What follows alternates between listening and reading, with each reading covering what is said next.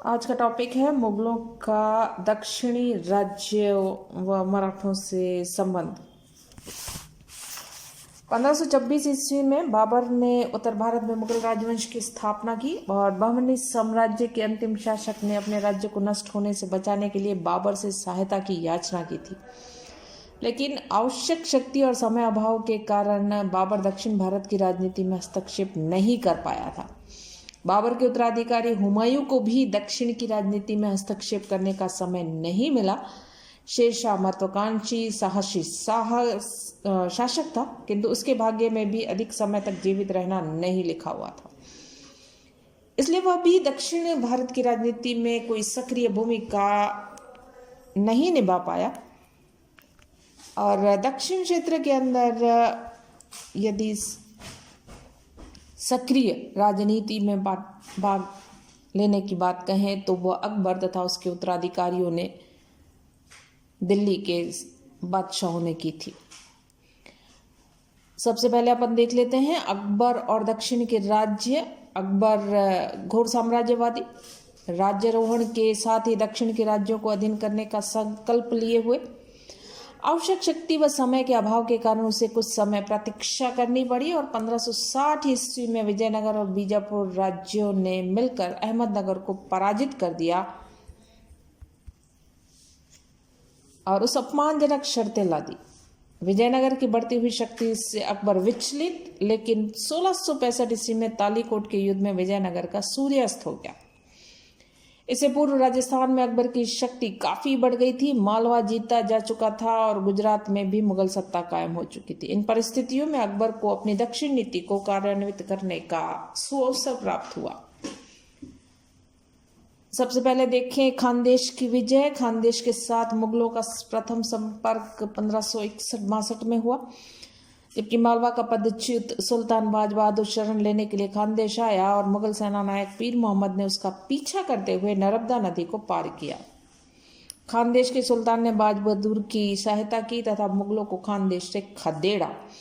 दूसरी बार संपर्क 1564 ईस्वी में हुआ, जबकि अकबर मालवा के विद्रोही सूबेदार अब्दुल्ला खां उज़्बेक का दमन करते हुए मांडू जा पहुंचा था। उसने खानदेश के सुल्तान मीरन मुबारक शाह की पुत्री के साथ निकाह कर लिया और 1572-73 ईस्वी में गुजरात विजय के बाद मुगल साम्राज्य की सीमाएं खानदेश और अहमदनगर से जा मिली। अतः अकबर ने खानदेश के साथ मैत्रीपूर्ण संबंध स्थापित कर लिए। खानदेश ने अकबर को वार्षिक कर देना स्वीकार कर ली। 1577 ईस्वी में मुगलों ने खानदेश पर आक्रमण कर दिया और खानदेश ने अकबर की अधीनता को स्वीकार लिया। अगस्त 1591 ईस्वी में खानदेश के शासक अली खान ने अकबर की अधीनता स्वीकार करते हुए नियमित राजस्व देने का आश्वासन भी दे दिया। अली खां के बाद उसका पुत्र मीरन बहादुर खानदेश का सुल्तान बना, जिसने अकबर को अपना सम्राट मानने से इनकार कर दिया। अकबर ने उसे समझाने के लिए 3 बार अपने विशेष दूत भेजे, लेकिन मीरन बहादुर अपनी बात पर अड़ा रहा और अंत में 1599 ईस्वी के आरंभ में अकबर ने खानदेश पर आक्रमण कर दिया और राजधानी बुरहानपुर पर अधिकार। मीरन बहादुर ने भागकर असीरगढ़ में शरण ले ली और 1600 ईस्वी के अंत में कुछ सेनापतियों के माध्यम से अकबर और मीरन बहादुर के बीच समझौता हो गया। इस समझौते के अनुसार मीरन अकबर के दरबार में उपस्थित हो गया और लेकिन यहाँ मीरन के साथ विश्वासघात किया गया और उसे असीरगढ़ का दुर्ग मुगलों को सौंपने के लिए विवश कर दिया गया। 17 जनवरी 1601 ईस्वी को असीरगढ़ पर अकबर ने अधिकार कर लिया और खानदेश को मुगल साम्राज्य में मिला लिया गया। मीरन को बंदी बनाकर ग्वालियर भेज दिया गया। जीवन निर्वाह के लिए उन्हें 4000 अशर्फियां वार्षिक भत्ते के रूप में दे दी गई। निसंदेह अकबर जैसे महान शासक के लिए विश्वासघात करके तथा दुर्ग रक्षकों को घूस देकर किले पर अधिकार करना सर्वथा निंदनीय कार्य था। नेक्स्ट उसकी दक्षिण में विजय देखें। राज्य है अहमदनगर। खानदेश पर मुगलों का अधिकार और उससे पूर्व बरार को अहमदनगर ने और बीदर को बीजापुर ने अपने राज्य में मिला लिया था। खानदेश पर मुगलों का अधिकार हो जाने के बाद अहमदनगर, बीजापुर और गोलकुंडा के स्वतंत्र राज्य अब भी विद्यमान थे। दक्षिण के इन राज्यों में अहमदनगर का राज्य उत्तर भारत के निकटतम और अकबर की अधीनता मानने से उसने इनकार कर दिया। अकबर ने अहमदनगर पर आक्रमण करने की तैयारी शुरू की। वहां पर अहमदनगर में दलीय संघर्ष चल रहा था और अप्रैल 1595 ईस्वी में सुल्तान बुरहान मुल्क की मृत्यु हो चुकी। 16 अगस्त 1595 ईस्वी को उसका उत्तराधिकारी इब्राहिम भी एक युद्ध में मारा गया और अहमद उसका उत्तराधिकारी बना, लेकिन चांद बीबी ने इब्राहिम के शिशु पुत्र बहादुर को सुल्तान बना दिया। उधर इखलास खां नामक एक अमीर ने एक अनजान वंश के बालक को दावेदार खड़ा कर दिया और एक अन्य अमीर अभंग खां ने बुरहान शाह प्रथम के पुत्र अली का समर्थन कर दिया। इस प्रकार अहमदनगर के राज सिंहासन के दावेदार अनेक खड़े हो गए। परिस्थितियां ऐसी रही कि 18 दिसंबर 1595 को मुगलों ने अहमदनगर को घेरा डाला और चांद बीबी ने, जो मृत बुरहान मुल्क की बहन थी, बीजापुर के सुल्तान अली आदिल शाह की विधवा, बड़ी योग्यता से दुर्ग की रक्षा की। कुछ समय के बाद दोनों पक्षों में समझौता हो गया, जिसके अनुसार बुरहान मुल्क के पोते को अकबर की अधीनता में अहमदनगर का शासक स्वीकार कर लिया गया। नए शिशु शासक ने बरार का प्रदेश मुगल सम्राट को समर्पित कर दिया, किंतु अहमदनगर के कुछ सरदारों ने समझौते का विरोध किया और बीजापुर की सहायता से बरार पर पुनः अधिकार स्थापित कर लिया। स्वयं अकबर दक्षिण की तरफ आया और मुगल सेना ने अहमदनगर का घेरा डाला और इस बार चांद बीबी ने बड़ी बहादुरी से दुर्ग की रक्षा की, परंतु आंतरिक शत्रुओं के कारण स्थिति नाजुक बनी और उन्हें मुगलों से संधि वार्ता शुरू करनी पड़ी। कुछ अमीरों ने चांद बीबी के इस कदम का विरोध किया और 3 जुलाई 1600 ईस्वी को उन्होंने चांद बीबी की हत्या कर दी। 18 अगस्त 1600 ईस्वी को अहमदनगर दुर्ग पर मुगलों का अधिकार हो गया और कुछ दिन बाद अहमदनगर को मुगल साम्राज्य में मिला लिया गया। शिशु सुल्तान को बंदी बनाकर ग्वालियर भेज दिया गया और अहमदनगर के कुछ अमीर अभी भी मुगलों से संघर्ष करते रहे, लेकिन उन्हें अपने ध्येय में सफलता अर्जित नहीं हुई।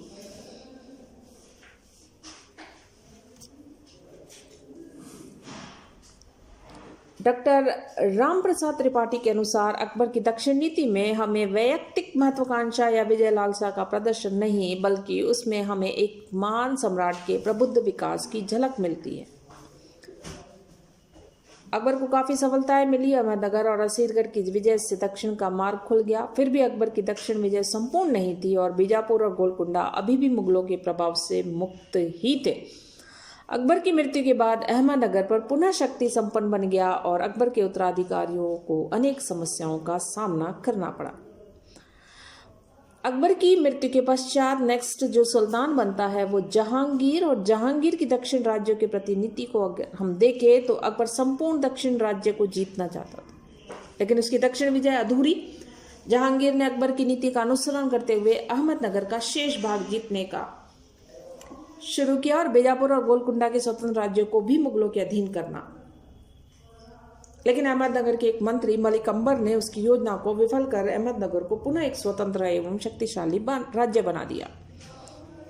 मलिक अंबर सैन्य संचालन और शासक योग्यता का धनी, इसलिए वह एक सामान्य दास से उन्नति करके अहमदनगर राज्य का भाग्य विधाता बन गया। अकबर के समय अहमदनगर के पतन तथा खुसरो की हार के बीच जो समय मिला उसका मलिक अंबर ने लाभ उठाया। छापामार युद्ध नीति का सहारा लिया, हल्के अस्त्र लिए तथा मराठा घुड़सवारों की संख्या बढ़ा दी। उधर दक्षिण में मुगल अधिकारियों के आपसी फूट के कारण मुगल सैन्य शक्ति कमजोर पड़ती चली गई और खोए हुए इलाकों को जीतने में उन्हें काफी सरलता मिल गई। मलिक अंबर की गतिविधियों से परेशान 1608 ईस्वी में जहांगीर ने अब्दुल रहीम खान खाना को दक्षिण विजय के लिए भेजा, लेकिन उसे सफलता नहीं मिली।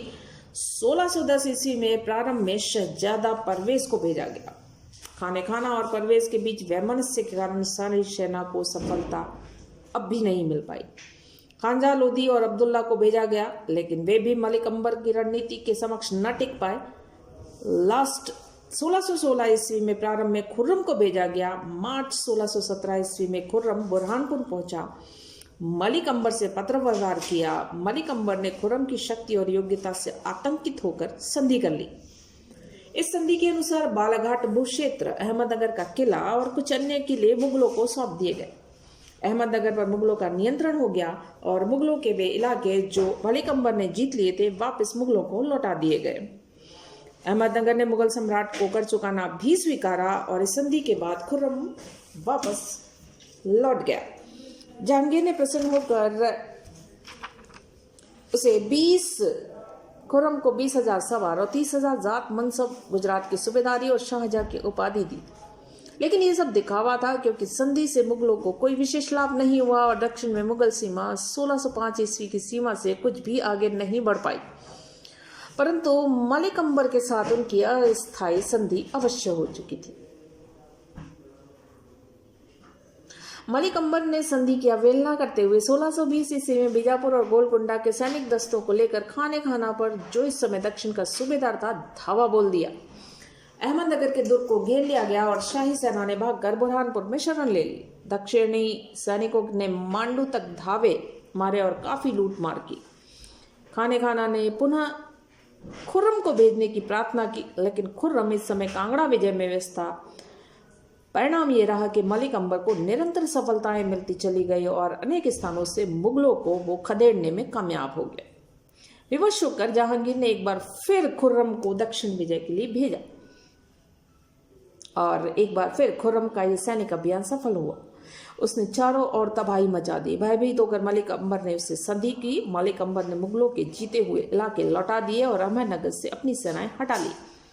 उसने मुगलों की अधीनता स्वीकारी। 14 लाख रुपए वार्षिक आय का क्षेत्र मुगलों को समर्पित कर दिया। अहमदनगर के साथ साथ बीजापुर और गोलकुंडा ने भी मुगलों से संधि कर ली और वस्तुतः खुर्रम ने बड़ी हल्की शर्तों पर संधि की थी, क्योंकि वह दक्षिण की समस्या को यथाशीघ्र निपटाकर उत्तर की तरफ जाना चाहता था। 1621 ईस्वी में दक्षिण का युद्ध समाप्त हो गया और उसके बाद खुर्रम और महाबत खां के विद्रोह के कारण जहांगीर को दक्षिण की तरफ ध्यान देने का अवसर नहीं मिला। फलस्वरूप दक्षिण के राज्यों को अपनी स्थिति सुदृढ़ करने के अवसर मिल गए। जहांगीर के शासनकाल में किए गए दक्षिण अभियान की केवल यही उपलब्धि रही कि दक्षिण प्रदेश के उत्तरी भाग में मुगल जम गए और दक्षिण के राज्यों पर मुगलों का दबाव बढ़ा। अप्रत्यक्ष रूप से इसने मराठों के उत्थान में सहयोग दिया और एक बार मुगलों से लड़ने में अभ्यस्त हो जाने पर मराठे मुगल साम्राज्य के लिए सबसे खतरनाक दुश्मन के रूप में उभर कर सामने आए। जहांगीर की मृत्यु के पश्चात नेक्स्ट बादशाह बनता है दिल्ली का शाहजहां। और शाहजहां की दक्षिण नीति को देखें तो शाहजहां ने दक्षिण में साम्राज्य विस्तार की नीति को जारी रखा है। सबसे पहले देखें तो अहमदनगर 1626 ईस्वी में प्रधानमंत्री मलिक अंबर की मृत्यु हो चुकी है। जहांगीर के अंतिम दिनों में फैली हुई अव्यवस्था का लाभ उठाते हुए सुल्तान निजाम शाह मुर्तजा द्वितीय ने मुगलों से अपने खोए प्रदेश छीने हैं। दक्षिण का सूबेदार खाने जहां लोदी ने भी विद्रोह कर दिया है। शाहजहां ने आजम खां को दक्षिण की तरफ भेजा। अहमदनगर और बीजापुर के पारस्परिक वैमनस्य के कारण मुगलों के विरुद्ध संगठित नहीं हो पाए वे, लेकिन अकाल के कारण खाद्य सामग्री के अभाव में आजम खां को कोई प्रगति साउथ में नहीं मिली। अतः स्वयं शाहजहां दक्षिण की तरफ हुआ रवाना। मुमताज महल की मृत्यु के कारण उसे वापस लौटना पड़ा और मलिक अंबर के पुत्र फतेह खान ने अपने सुल्तान से विद्रोही रुख अपनाते हुए मुगल बादशाह से सांठगांठ कर ली। सुल्तान को बंदी बना लिया। मुगल सेनानायक आजम खां ने उससे कहा कि मुगल बादशाह के प्रति निष्ठा सिद्ध करने के लिए वह सुल्तान का वध कर दे। फतेह खान ने सुल्तान का वध करके उसके 10 वर्षीय पुत्र हुसैन को गद्दी पर बैठा दिया। मुगल सम्राट को बहुमूल्य भेंटें भेजी गई। अहमदनगर में सम्राट के नाम पर खुतबा पढ़ा गया और इस प्रकार अहमदनगर मुगलों की अधीनता में आ गया। फतेह खान ने अपने पुत्र अब्दुल रसूल को शाही दरबार में भेज दिया, जहां शाहजहां ने उससे वे प्रदेश जागीर में दे दिए जो शाहजी भोसले के अधिकार में थे।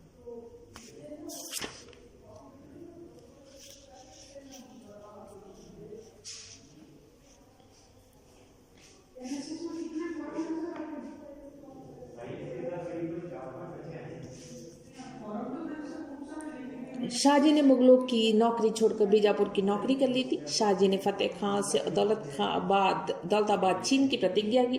भयभीत होकर फतेह खान ने महाबत खान से सहायता मांग ली। महाबत खान ने अपने पुत्र खान जहां को दक्षिण भेजा। खान जहां के पहुंचते पहले फतेह खान ने बीजापुर के सेनापति रद्दौला खां से समझौता कर मुगलों से अपना संबंध विच्छेद कर लिया। मुगलों ने दौलताबाद के एक दुर्ग को घेर कर गोलाबारी आरंभ कर दी और मुगलों का सामना करने में अपने को असमर्थ पाकर फतेह खान ने पुत्र महाबत खां के पास भेजकर क्षमा याचना की। दौलताबाद दुर्ग पर मुगलों के अधिकार हो गया और अहमदनगर के शिशु सुल्तान व फतेह खां को शाही दरबार में भेज दिया गया। सुल्तान को आजीवन कारावास का दंड देकर ग्वालियर भेज दिया गया। फतेह खां को 2 लाख रुपए वार्षिक पेंशन देकर लाहौर रहने की आज्ञा दे दी गई और फतेह खां ने अपने पिता मलिक अंबर का नाम मिट्टी में मिला दिया। दौलताबाद पर मुगलों का अधिकार हो जाने के बाद भी पूरा अहमदनगर का राज्य समाप्त नहीं हुआ और बालाघाट का प्रदेश अब भी शाहजी भोसले के अधिकार में ही रहा। शाहजी ने निजाम शाही वंश के एक लड़के को निजाम उल मुल्क की उपाधि के साथ गद्दी पर बैठा दिया और मुगलों का विरोध करते रहे। महाबत खां ने पररेंडा दुर्ग पर कब्जा किया, शाहजी को खदेड़ने का प्रयास लेकिन नाकामयाब, और इसके लिए शाहजी ने महाबत खां को बुरी तरह फटकारा और जिसके आघात से महाबत खां की अक्टूबर 1634 ईस्वी में मृत्यु हो गई। शाहजहां ने महाबत खां को बुरी तरह फटकारा जिसके आघात से महाबत खां की अक्टूबर 1634 ईस्वी में मृत्यु हुई। शाहजहां ने मुगल सेना को वापस बुला लिया। बीजापुर के सुल्तान आदिल शाह ने अपने राज्य की बर्बाद होते देख मुगलों की अधीनता स्वीकार कर ली और सम्राट को वचन दिया कि वह अहमदनगर तथा गोलकुंडा के मामलों में हस्तक्षेप नहीं करेगा और शाहजी भोसले को भी किसी प्रकार की मदद नहीं देगा। अब शाहजी अकेले रह गए और मुगलों ने बीजापुर का सैनिक सहयोग लेकर शाहजी पर सैनिक दबाव बना डाला। शाहजी ने अपने आप को शिशु सुल्तान निजामुल मुल्क को रंदौला खां के सुपुर्द किया और शिशु सुल्तान को ग्वालियर के दुर्ग में कैद कर रखा गया। शाहजी ने पुनः बीजापुर की नौकरी कर ली और इस प्रकार अहमदनगर के राज्य का और राजवंश यानी कि निजाम शाही का अंत हो गया। नेक्स्ट आता है गोलकुंडा। अहमदनगर और बीजापुर से निपटने के बाद शाहजहां ने गोलकुंडा की तरफ ध्यान दिया। शाहजहां जब राजकुमार था तब उसके गोलकुंडा के साथ मैत्रीपूर्ण संबंध थे। शाहजहां कट्टर सुन्नी मुसलमान, कुतुब शाह कट्टर सियासत।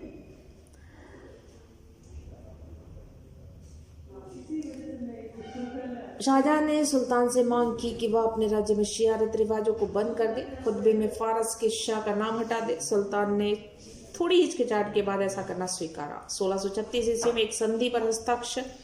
संधि के अनुसार खुतबे में शिया धर्म गोतक शब्दों का हटाकर शाहजहां के नाम पर खुतबा पढ़ा जाएगा तथा सिक्कों पर शाहजहां के नाम उत्कीर्ण करवाए जाएंगे। सुल्तान मुगल सम्राट के 2 लाख हूण लगभग 6 लाख रुपए प्रतिवर्ष कर देने का तथा पिछला बकाया 32 लाख रुपए चुका देगा।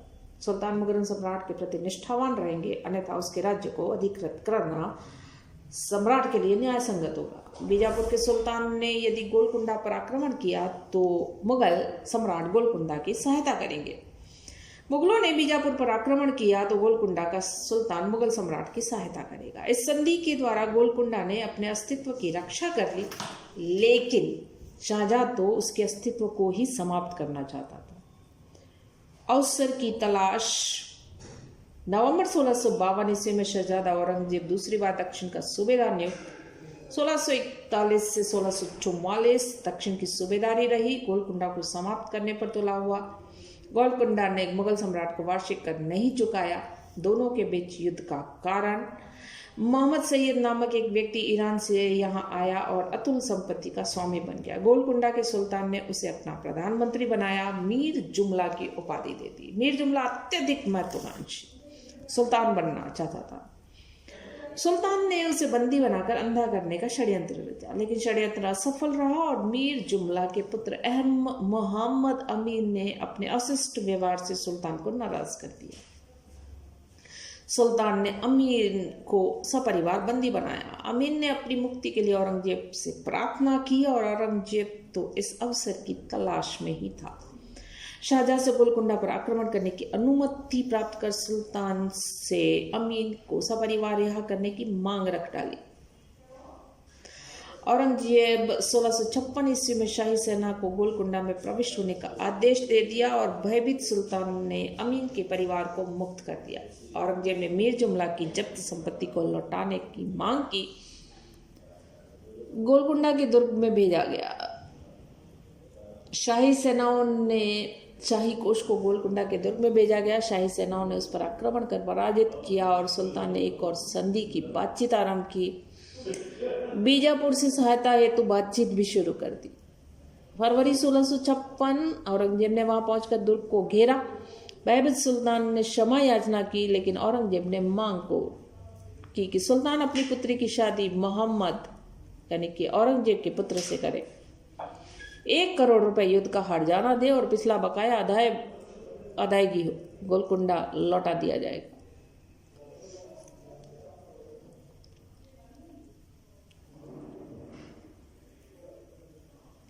मार्च 1656 ईस्वी को सुल्तान ने नई संधि पर हस्ताक्षर किए। संधि के अनुसार सुल्तान ने अपनी पुत्री की शादी मोहम्मद से करने का वचन दिया, 15 लाख रुपए दंड स्वरूप देना स्वीकारा और मीर जुमला की संपत्ति लौटा दी। सुल्तान ने कुरान को साक्षी मानकर मुगलों की अधीनता स्वीकारी और गोलकुंडा राज्य मुगलों के अधीन हो गया। नेक्स्ट आता है बीजापुर। गोलकुंडा के पतन के पश्चात औरंगजेब की दृष्टि बीजापुर पर पड़ी।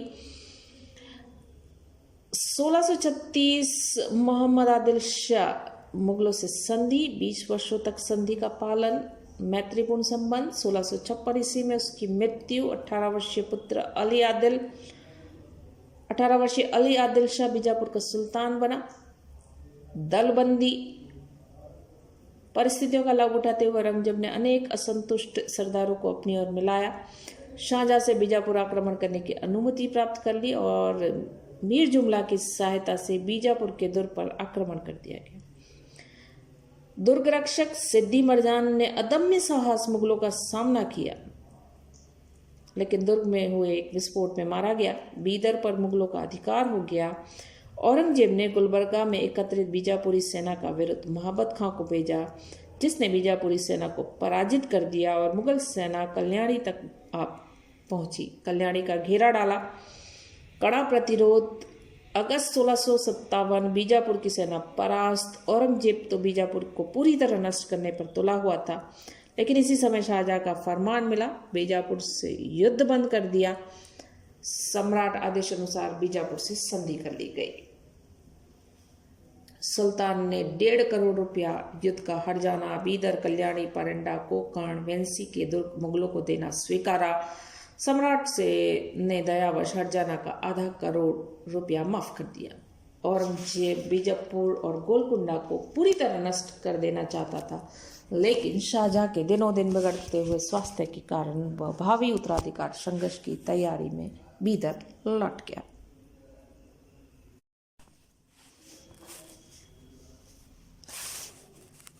आज का टॉपिक है मुगलों का दक्षिणी राज्यों व मराठों से संबंध। 1526 ईस्वी में बाबर ने उत्तर